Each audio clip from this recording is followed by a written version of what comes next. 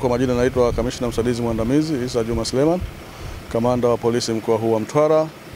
Hivi punde hapa nilikuwa katika radio HFM kwa ajili ya kutoa elimu ya mambo muhimu kuhusiana na usalama kwa wananchi wakati wa zoezi hili la uchaguzi, hasa katika siku ya tarehe 29, siku chache zijazo, ambayo ndio siku hasa ya kilele cha jambo letu kubwa hili la uchaguzi mkuu, ambapo wananchi wote watapata nafasi kwenda kuwachagua viongozi wao wanaowahitaji.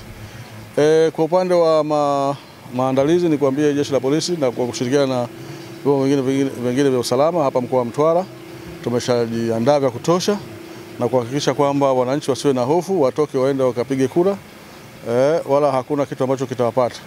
Kama kwa wamehisi kuna kiashiria chochote, basi tuendelee kuwasiliana na jeshi la polisi na vyombo vingine vya usalama ili kuisave. Lakini ni imani yangu kwamba wananchi wa Mtwara, kutokana na elimu ambayo tumeshapeana na ahadi zao kwetu kwamba sisi tunaenda kufanya tarehe 29 ni kupiga kura na kurudi majumbani na kusubiri matokeo ya wale ambao tumewapigia kura. Hakuna jingine zaidi ya hilo. Aende akapige kura mapema, akirudi afungue duka lake. Uchaguzi hauzuii watu kufanya shughuli zao za kiuchumi. Yule mvuvi hakikisha saa 1:30 kituo cha kupiga kura cha ambacho amejiandikisha, anaenda anapiga kura by saa 2. Kama siku hiyo ndo maji anaruhusu kwenda pwani, aende.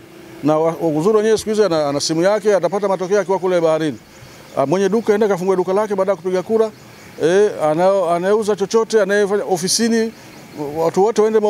Sijui kama serikali itakuwa ni siku ya mapumziko, lakini kama wale ambao wanalazimika kwenda kazini, maana kuna kazi nyingine hazina mapumziko, kwa mfano daktari, akimaliza kunini basi aende akatuhudumie, wala hakuna shida yote.